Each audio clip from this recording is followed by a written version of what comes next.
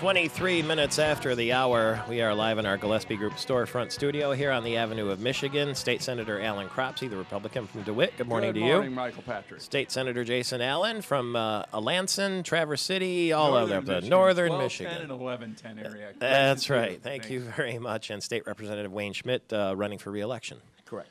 From Traverse City area as well. Correct. Thank Good you to very be much. here. Now, I got to get to this very important story because we have United States Congressman Mike Rogers on the line with us from the Intelligence Committee. And good morning to you, Congressman. Michael, good morning to you, sir. And good morning to those fine state legislators you have there. Well, good morning to you, Mike. Thank you very morning, much. Mike. 4 Republicans at one time. Wow. What will they say? Wow. Mark Brewer just drove off the road. That's enough to bring a tear to your eye, isn't it? This brings a tear to my eye and a fright to my heart. I'm reading this morning that ABC News says that intelligence officials are warning of a new terrorist threat involving a series of commando-style attacks in Britain, France, Germany, possibly the United States. They don't know where or when, but apparently they got this information from a German terrorist suspect that they interrogated, and the president has been informed about it. What do you know that you can tell us, if anything? Oh, boy. You always ask the hardest questions first, don't you, Michael? Yes, thank you very much. There is very serious threat streams out there that there is a fairly significant plot underway, primarily targeted on European soil. Mm-hmm.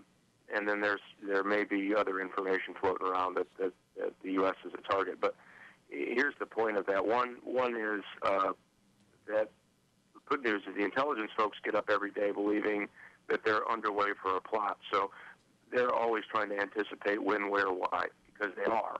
And the thing that we have to remember is every single day the terrorists get up, trying to devise a plot to kill Americans, to kill our allies, to kill civilians in the furtherance of their goals. So it's shocking, but it shouldn't be shocking to us because they do this. That is their living. That is what they do all day long. They don't have to worry about schools or kids or a better economy. They worry about trying to figure out how they can kill innocent civilians. What is meant by a commando-style raid?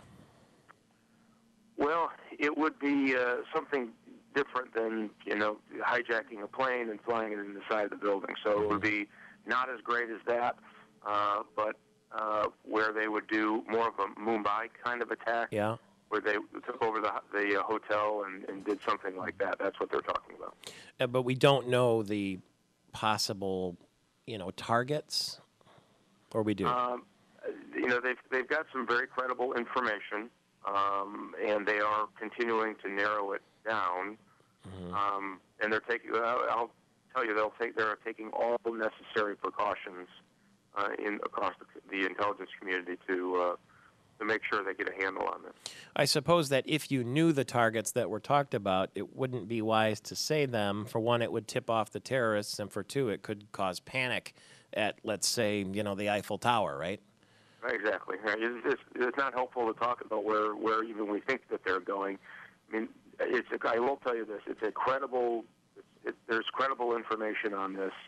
I do think we're a little ahead of the game on the bad guys on this one. That's the good news. That is good news. Now, not so good news domestically. Michigan saw the sharpest income plunge in the nation. According to the census data, the state's median household income fell by more than $12,000 over the last decade. Apparently, that's like trimming $1,000 a month from a family's budget. Well, yeah, exactly. And think about how many manufacturing jobs Michigan has lost.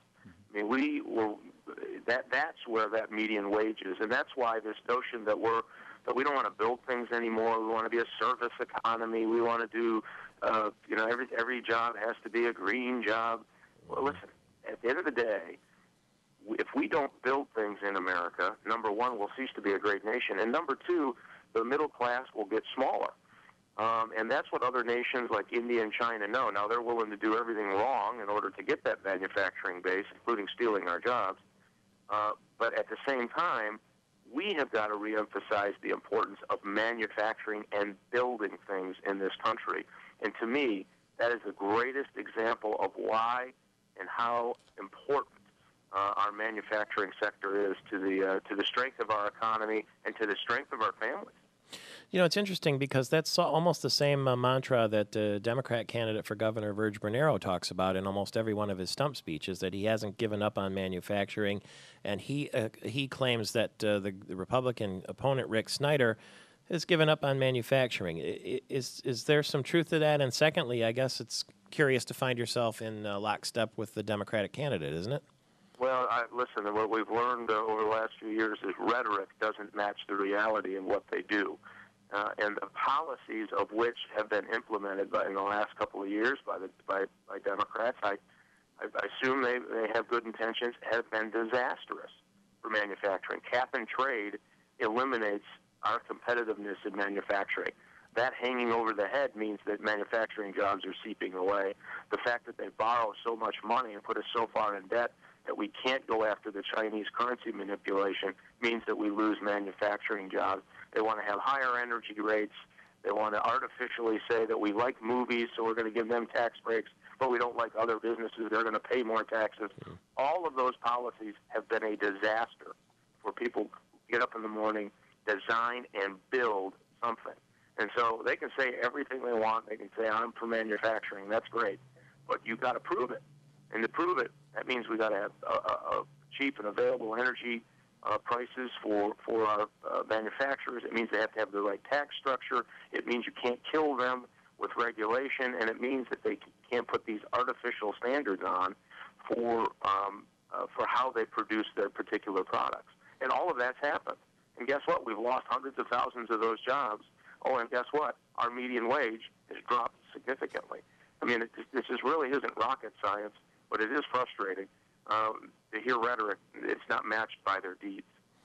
All right. Thank you very much for the time this morning. We'll see you out there soon. Appreciate it very much. Great. Thanks, Michael. Thanks, too. guys, and good luck Thank to you, that sir. state legislature. You got some 3 fine ones there. Thank you, sir. United Thanks, States. Mike. By the Like way, some big fish in your studio there, Michael. yeah, well, we got a big fish later coming called Bill Rogers, the Republican All right. state representative. You know him, don't you?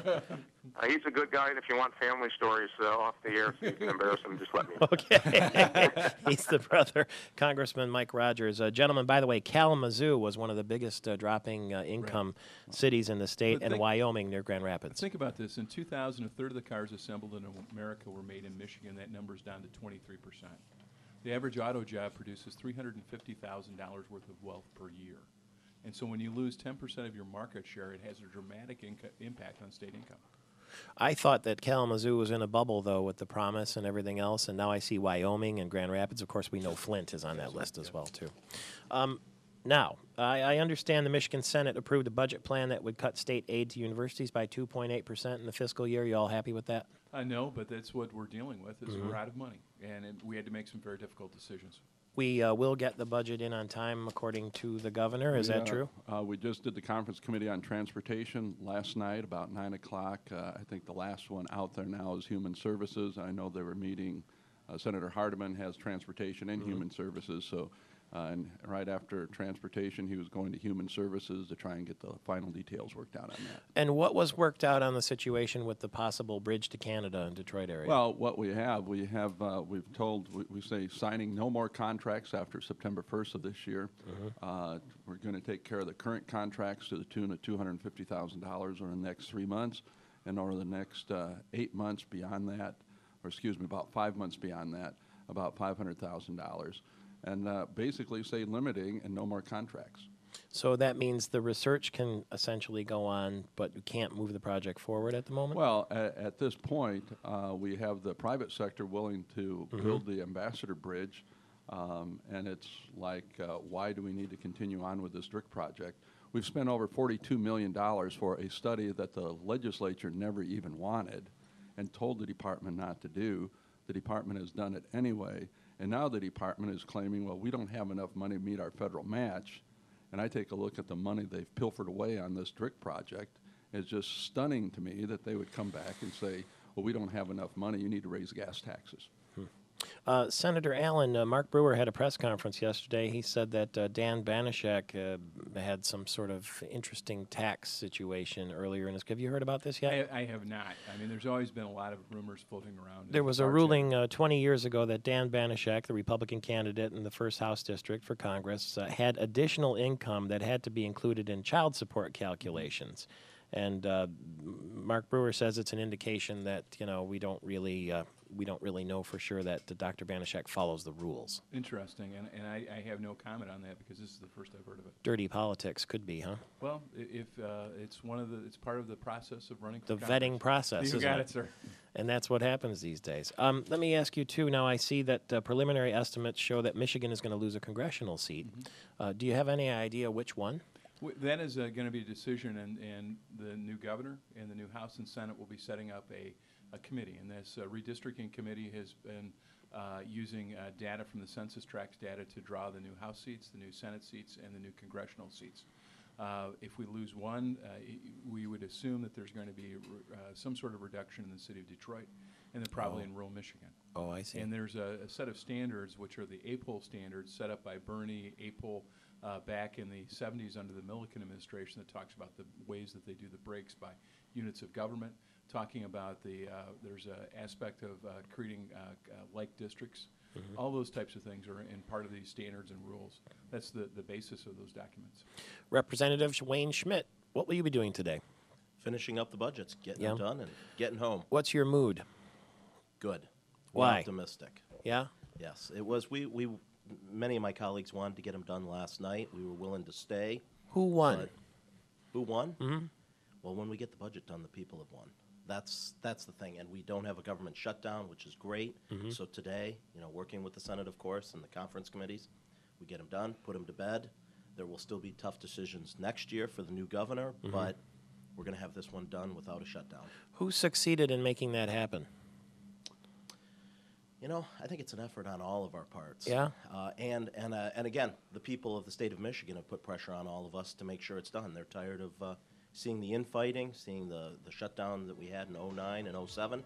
We're not going to do it this time. We listen to the people. Should you be reelected, you take these lessons forward, right? You bet. All right. Every day. Thank you very much for that. Representative Wayne Schmidt from Traverse City running for re-election. State Senator Jason Allen, Republican, Traverse City. State Senator Alan Cropsey, Republican, DeWitt. And we all welcome back Mark D'Antonio to coaching the Michigan State Spartans. Even though it's from the press box this weekend. 35 after the hour, it's Michael Patrick Shields.